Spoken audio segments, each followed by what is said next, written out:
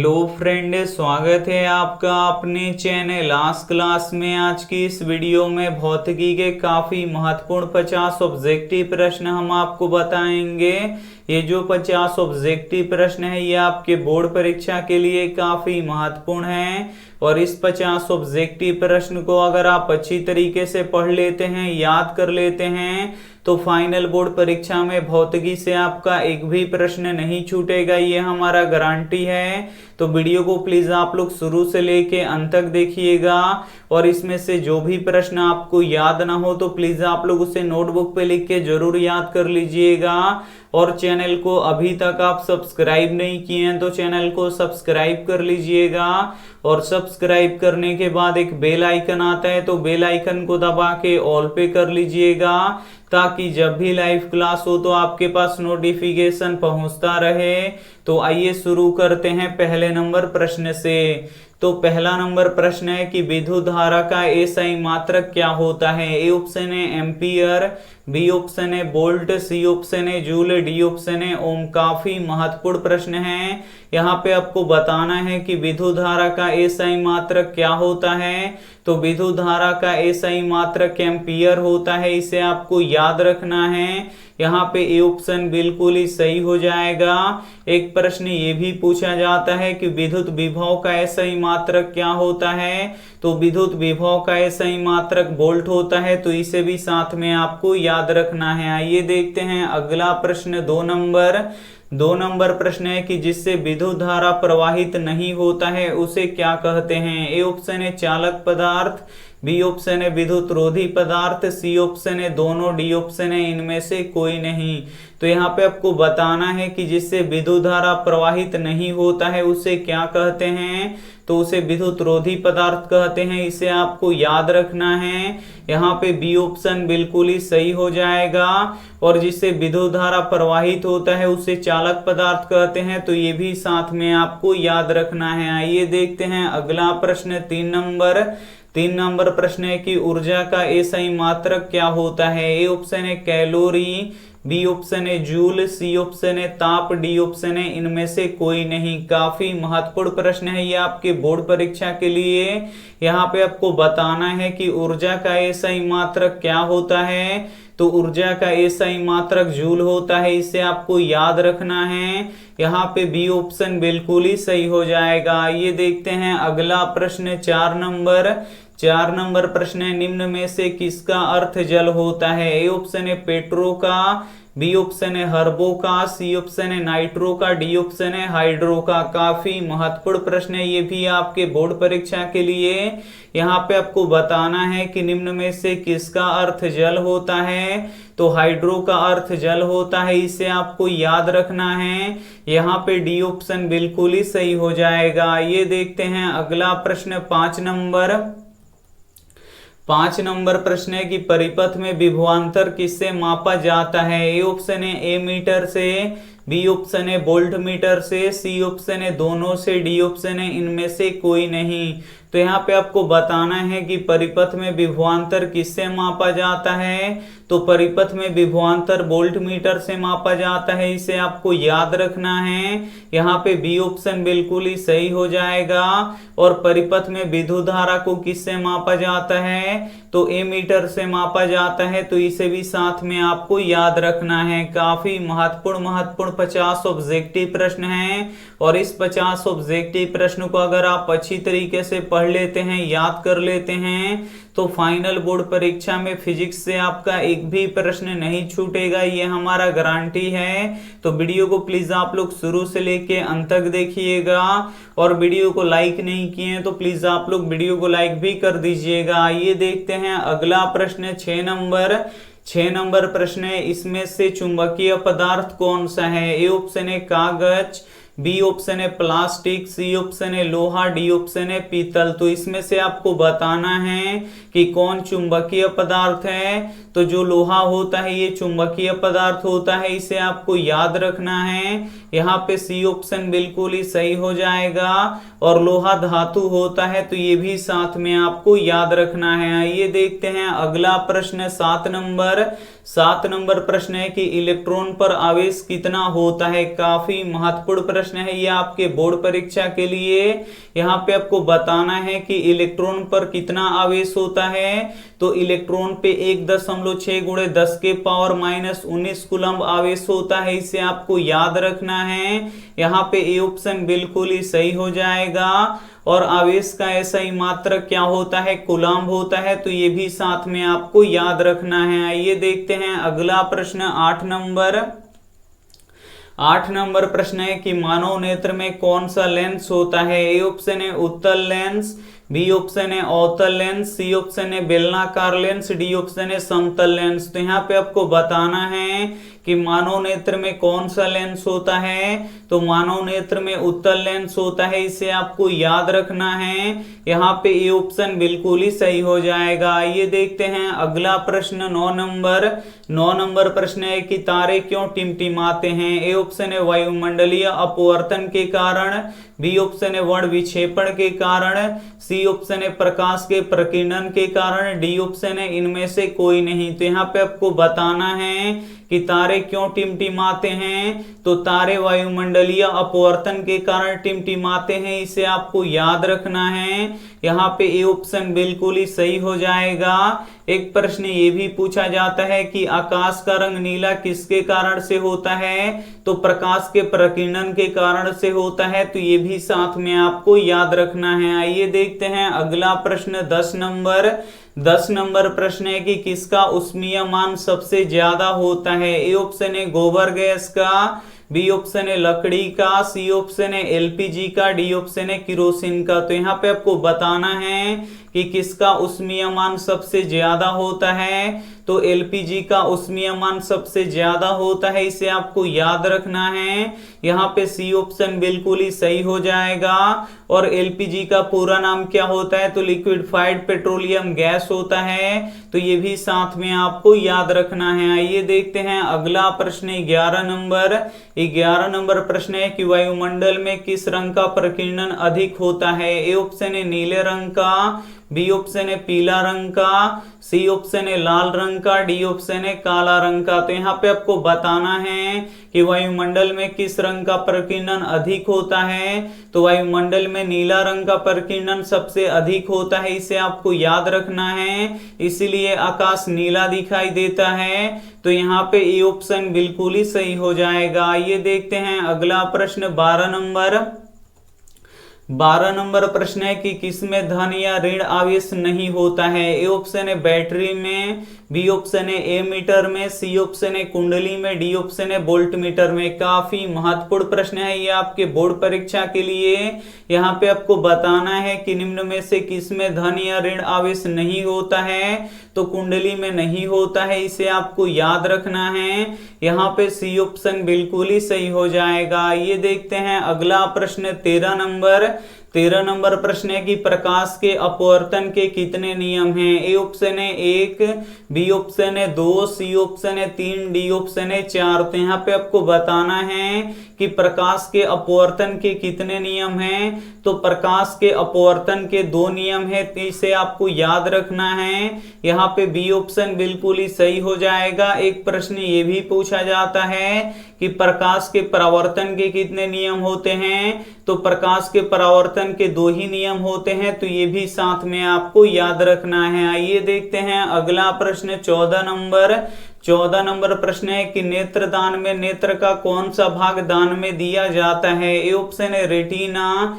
B option है iris, C option है नेत्रगोलक, D option है कार्निया। काफी महत्वपूर्ण प्रश्न है। यहाँ पे आपको बताना है कि नेत्रदान में नेत्र का कौन सा भाग दान में दिया जाता है। तो कार्निया दान में दिया जाता है, इसे आपको याद रखना है। यहाँ पे डी ऑप्शन बिल्कुल ही सही हो जाएगा। ये देखते हैं अगला प्रश्न 15 नंबर प्रश्न है कि इंद्रधनुष में सबसे बाहर कौन सा रंग दिखाई देता है। ए ऑप्शन है लाल रंग, बी ऑप्शन है बैगनी रंग, सी ऑप्शन है नीला रंग, डी ऑप्शन है पीला रंग। तो यहाँ पे आपको बताना है कि इंद्रधनुष में सबसे बाहर कौन सा रंग दिखाई देता है। तो सबसे बाहर लाल रंग दिखाई देता है, इसे आपको याद रखना है।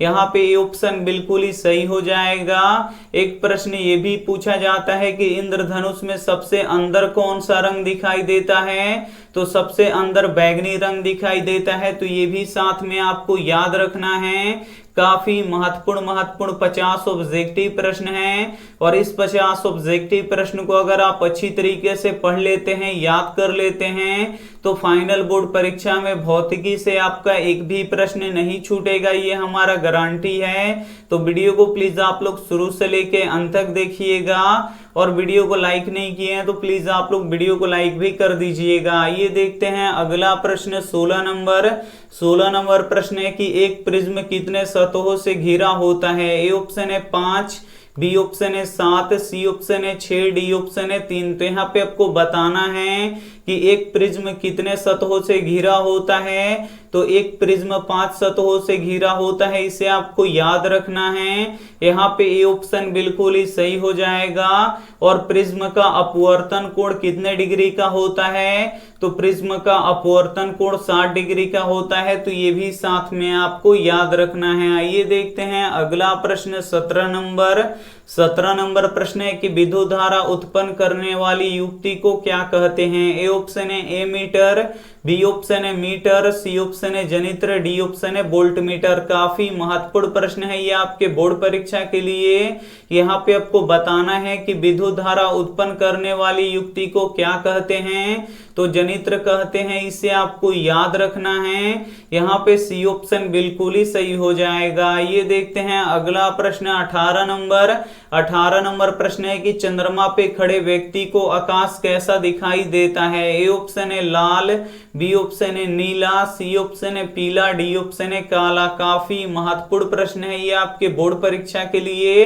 यहाँ पे आपको बताना है कि चंद्रमा पे खड़े व्यक्ति को आकाश कैसा दिखाई देता है, तो आकाश काला दिखाई देता है, इसे आपको याद रखना है। यहाँ पे डी ऑप्शन बिल्कुल ही सही हो जाएगा। ये देखते हैं अगला प्रश्न 19 नंबर प्रश्न है कि आकाश का रंग नीला क्यों दिखाई देता है। ए ऑप्शन है वायुमंडलीय अपवर्तन के कारण, बी ऑप्शन है वर्ण विक्षेपण के कारण, सी ऑप्शन है प्रकाश के परावर्तन के कारण, डी ऑप्शन है प्रकाश के प्रकीर्णन के कारण। तो यहाँ पे आपको बताना है कि आकाश का रंग नीला क्यों दिखाई देता है, तो आकाश का रंग नीला प्रकाश के प्रकीर्णन के कारण से दिखाई देता है, इसे आपको याद रखना है। यहाँ पे डी ऑप्शन बिल्कुल ही सही हो जाएगा। और नीले रंग का प्रकीर्णन सबसे अधिक होता है, तो ये भी साथ में आपको याद रखना है। आइए देखते हैं अगला प्रश्न 20 नंबर प्रश्न है कि प्रकाश की चाल सबसे अधिक किसमें होती है। ए ऑप्शन है निर्वात में,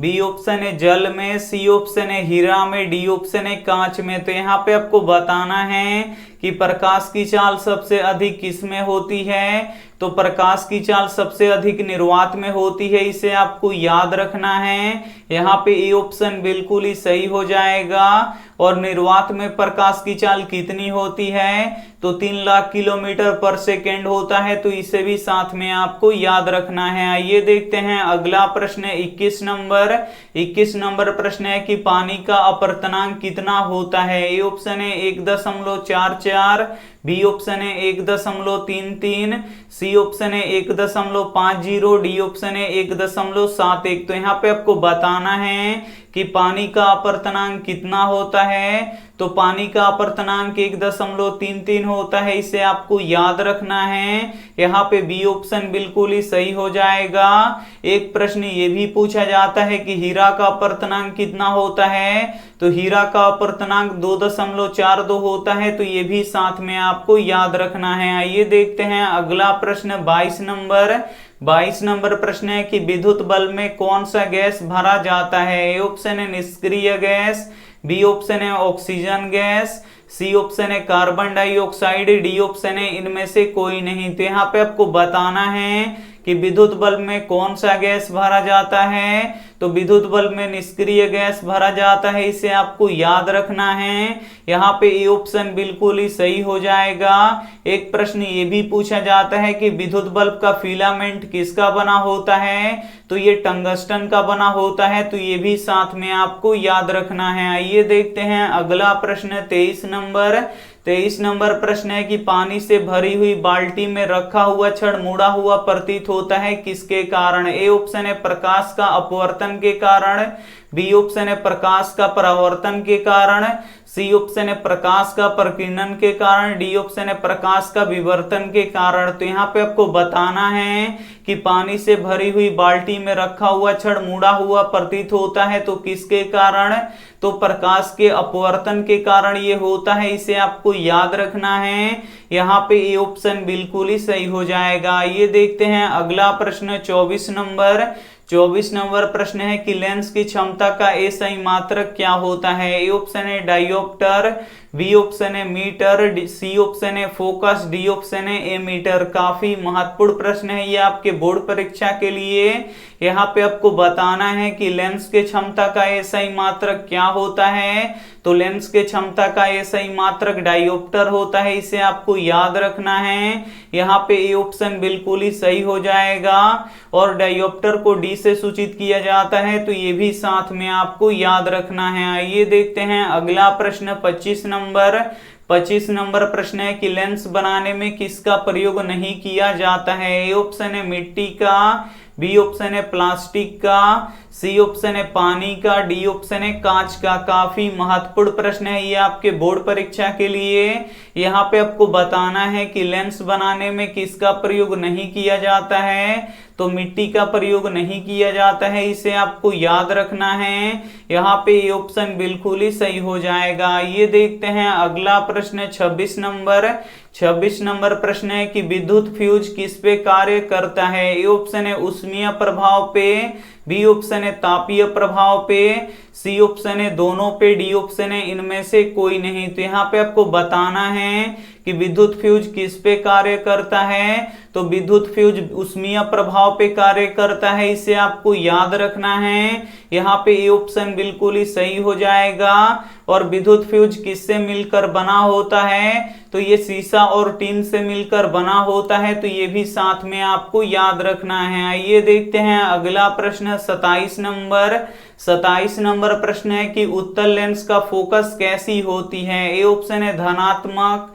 बी ऑप्शन है ऋणात्मक, सी ऑप्शन है दोनों, डी ऑप्शन है इनमें से कोई नहीं। तो यहाँ पे आपको बताना है कि उत्तल लेंस का फोकस कैसी होती है, तो उत्तल लेंस की फोकस धनात्मक होती है, इसे आपको याद रखना है। यहाँ पे ए ऑप्शन बिल्कुल ही सही हो जाएगा। एक प्रश्न ये भी पूछा जाता है कि अवतल लेंस का फोकस कैसा होता है, तो अवतल लेंस का फोकस ऋणात्मक होता है, तो ये भी साथ में आपको याद रखना है। आइए देखते हैं अगला प्रश्न 28 नंबर प्रश्न है कि प्रिज्म का अपवर्तन कोण कितने डिग्री का होता है। ए ऑप्शन है 30 डिग्री का, बी ऑप्शन है 60 डिग्री का, सी ऑप्शन है 45 डिग्री का, डी ऑप्शन है 90 डिग्री का। तो यहाँ पे आपको बताना है कि प्रिज्म का अपवर्तन कोण कितने डिग्री का होता है, तो प्रिज्म का अपवर्तन कोण 60 डिग्री का होता है, इसे आपको याद रखना है। यहाँ पे बी ऑप्शन बिल्कुल ही सही हो जाएगा। ये देखते हैं अगला प्रश्न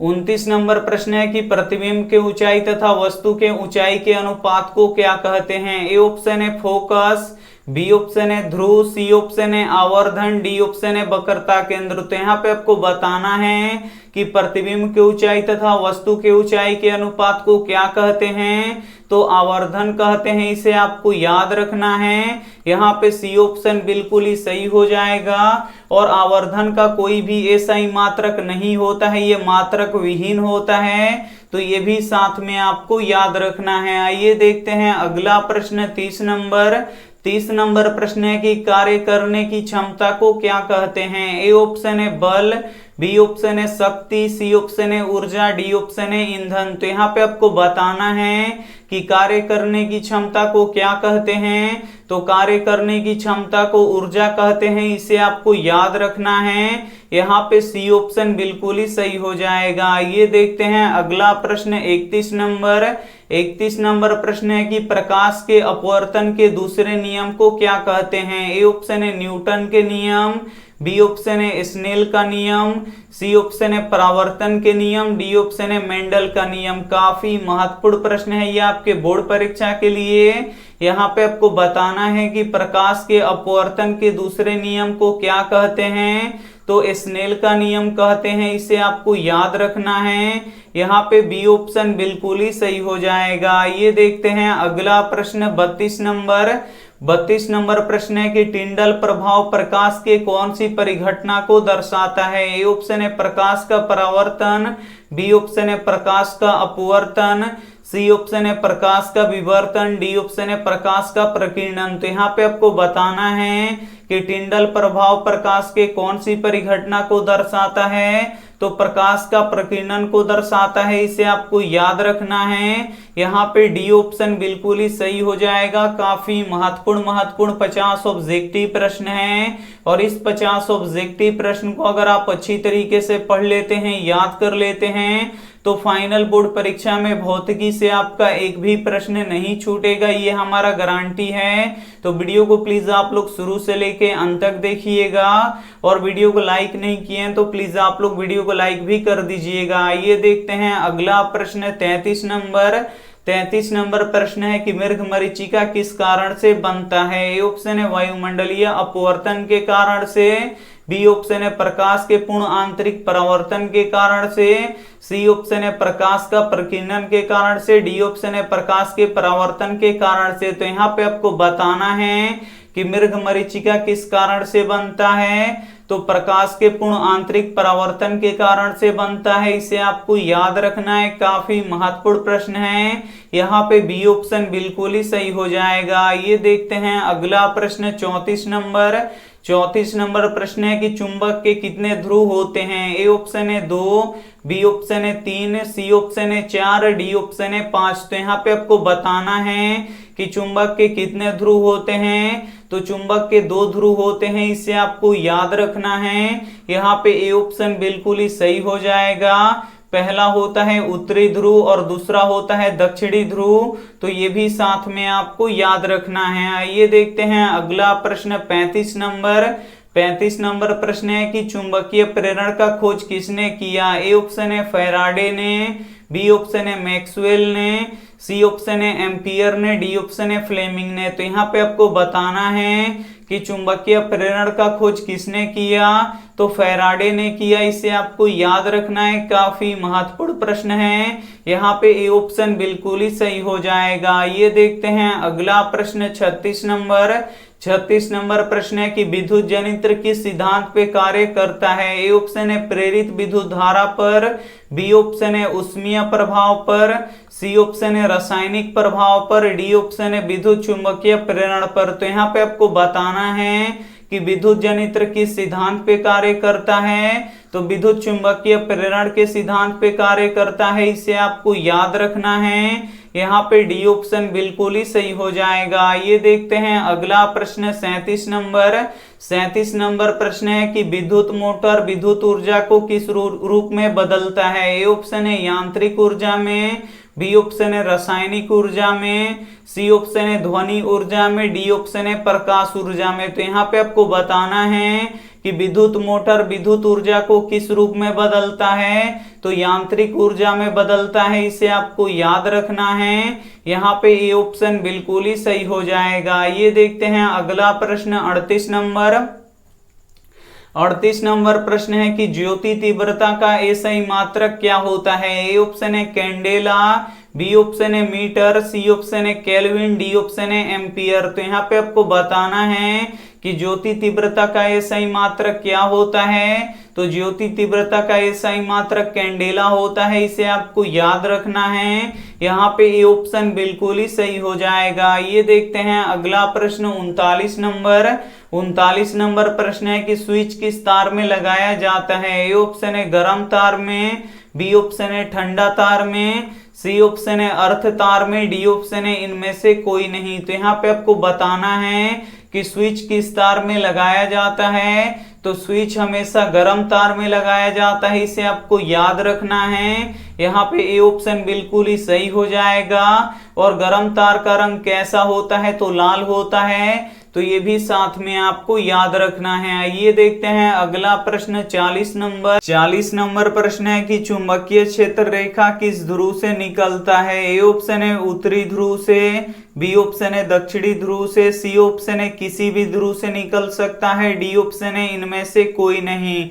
तो यहाँ पे आपको बताना है कि चुंबकीय क्षेत्र रेखा किस ध्रुव से निकलता है। तो उत्तरी ध्रुव से निकलता है, इसे आपको याद रखना है। यहाँ पे ए ऑप्शन बिल्कुल ही सही हो जाएगा। चुंबकीय क्षेत्र रेखा उत्तरी ध्रुव से निकलता है और दक्षिणी ध्रुव में प्रवेश करता है, तो ये भी साथ में आपको याद रखना है। आइए देखते हैं अगला प्रश्न 41 नंबर प्रश्न है कि पृथ्वी पर ऊर्जा का विशाल स्रोत क्या है। ए ऑप्शन है सूर्य, बी ऑप्शन है लकड़ी, सी ऑप्शन है कोयला, डी ऑप्शन है चंद्रमा। तो यहाँ पे आपको बताना है कि पृथ्वी पर ऊर्जा का विशाल स्रोत क्या है। तो सूर्य है, इसे आपको याद रखना है। यहाँ पे ए ऑप्शन बिल्कुल ही सही हो जाएगा। और सूर्य के प्रकाश से कौन सा विटामिन मिलता है, तो सूर्य के प्रकाश से विटामिन डी मिलता है, तो ये भी साथ में आपको याद रखना है। आइए देखते हैं अगला प्रश्न 42 नंबर प्रश्न है कि किस गैस का उपयोग खाना बनाने में नहीं किया जाता है। ए ऑप्शन है एलपीजी का,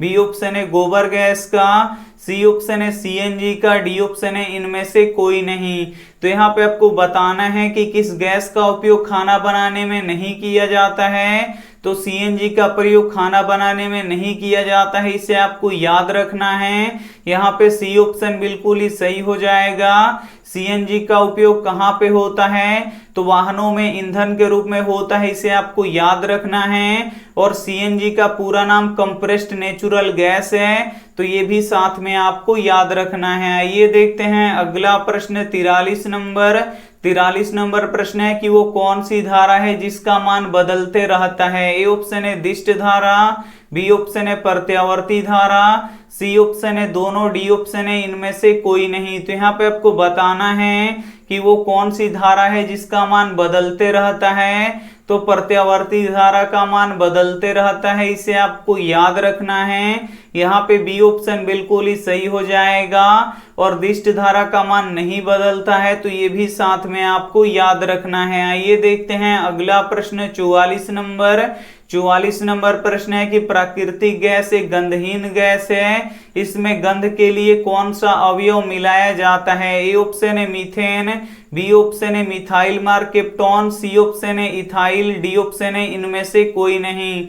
तो यहाँ पे आपको बताना है कि प्राकृतिक गैस एक गंधहीन गैस है, इसमें गंध के लिए कौन सा अवयव मिलाया जाता है। तो मिथाइल मार्केप्टोन मिलाया जाता है, इसे आपको याद रखना है। यहाँ पे बी ऑप्शन बिल्कुल ही सही हो जाएगा। ये देखते हैं अगला प्रश्न 45 नंबर प्रश्न है कि पौनों का देश किसे कहते हैं। ए ऑप्शन है भारत को, बी ऑप्शन है अमेरिका को, सी ऑप्शन है डेनमार्क को, डी ऑप्शन है पाकिस्तान को। तो यहाँ पे आपको बताना है कि पौनों का देश किसे कहते हैं। तो डेनमार्क को पौनों का देश कहते हैं, इसे आपको याद रखना है। यहाँ पे सी ऑप्शन बिल्कुल ही सही हो जाएगा। ये देखते हैं अगला प्रश्न 46 नंबर प्रश्न है कि सोलर कुकर का उपयोग हम किस दिन नहीं कर सकते हैं। ए ऑप्शन है धूप वाले दिनों में, बी ऑप्शन है बादलों वाले दिनों में, सी ऑप्शन है दोनों में, डी ऑप्शन है इनमें से कोई नहीं। तो यहाँ पे आपको बताना है कि सोलर कुकर का उपयोग हम किस दिन नहीं कर सकते हैं। तो बादले वाले दिनों में नहीं कर सकते हैं, इसे आपको याद रखना है। यहाँ पे बी ऑप्शन बिल्कुल ही सही हो जाएगा। ये देखते हैं अगला प्रश्न 47 नंबर। 47 नंबर प्रश्न है कि कौन बिना ज्वाला का जलता है। ए ऑप्शन है कोयला, बी ऑप्शन है गैस, सी ऑप्शन है किरोसिन, डी ऑप्शन है लकड़ी। तो यहाँ पे आपको बताना है कि कौन बिना ज्वाला का जलता है। तो जो कोयला होता है ये बिना ज्वाला का जलता है, इसे आपको याद रखना है। यहाँ पे ए ऑप्शन बिल्कुल ही सही हो जाएगा। ये देखते हैं अगला प्रश्न 48 नंबर। 48 नंबर प्रश्न है कि ग्लोबल वार्मिंग के लिए कौन सा गैस उत्तरदायी है। ए ऑप्शन है ऑक्सीजन, बी ऑप्शन है कार्बन डाइऑक्साइड, सी ऑप्शन है नाइट्रोजन, डी ऑप्शन है हीलियम। तो यहाँ पे आपको बताना है कि ग्लोबल वार्मिंग के लिए कौन सा गैस उत्तरदायी है। तो कार्बन डाइऑक्साइड गैस उत्तरदायी है, इसे आपको याद रखना है। यहाँ पे बी ऑप्शन बिल्कुल ही सही हो जाएगा। और वायुमंडल में कार्बन डाइऑक्साइड कितना प्रतिशत पाया जाता है, तो 0.03% पाया जाता है। तो ये भी साथ में आपको याद रखना है। आइए देखते हैं अगला प्रश्न 49 नंबर।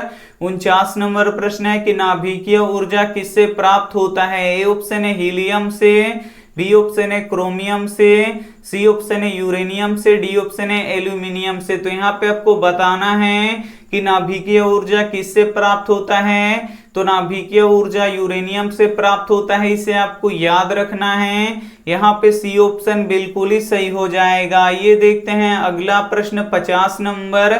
50 नंबर प्रश्न है निम्न में से कौन विद्युत का सुचालक है। ए ऑप्शन है सल्फर, बी ऑप्शन है क्लोरीन, सी ऑप्शन है ग्रेफाइट, डी ऑप्शन है आयोडीन। तो यहाँ पे आपको बताना है कि निम्न में से कौन विद्युत का सुचालक है। तो जो ग्रेफाइट होता है ये अधातु होता है, लेकिन अधातु होते हुए भी ये विद्युत का सुचालक होता है। तो यहाँ पे सी ऑप्शन बिल्कुल ही सही हो जाएगा। काफी महत्वपूर्ण 50 ऑब्जेक्टिव प्रश्न हम आपको बता चुके हैं। और इस 50 ऑब्जेक्टिव प्रश्न को अगर आप अच्छी तरीके से पढ़ लेते हैं, याद कर लेते हैं और रिवीजन करते रहते हैं, तो फाइनल बोर्ड परीक्षा में आपका भौतिकी से एक भी प्रश्न नहीं छूटेगा, ये हमारा गारंटी है। तो इसमें से जो भी प्रश्न आपको याद ना हो तो प्लीज आप लोग उसे नोटबुक पे लिख के जरूर याद कर लीजिएगा। और वीडियो को लाइक नहीं किए तो प्लीज आप लोग वीडियो को लाइक कर दीजिएगा। आइए देखते हैं यहाँ पे होमवर्क प्रश्न है। इसका जवाब आपको कमेंट बॉक्स में देना है कि निम्न में से कौन एक उत्तम ईंधन है। ए ऑप्शन है कोयला, बी ऑप्शन है लकड़ी, सी ऑप्शन है पेट्रोलियम, डी ऑप्शन है एलपीजी। तो जो भी ऑप्शन आपको सही लगे वो आप हमें कमेंट करके जरूर बताइएगा। वीडियो को लाइक नहीं किए हैं तो प्लीज आप लोग वीडियो को लाइक कीजिएगा, अपने दोस्तों के पास इस वीडियो को जरूर शेयर कीजिएगा। और चैनल को अभी तक आप सब्सक्राइब नहीं किए हैं तो चैनल को सब्सक्राइब करके साथ में बेल आइकन को ऑल पे दबा लीजिएगा, ताकि जब भी लाइव क्लास हो तो आपके पास नोटिफिकेशन पहुंचता रहे। Thank you for watching. मिलते हैं अगले वीडियो में, तब तक अपना ध्यान रखिए, मन लगा के पढ़ाई कीजिए। Take care and bye.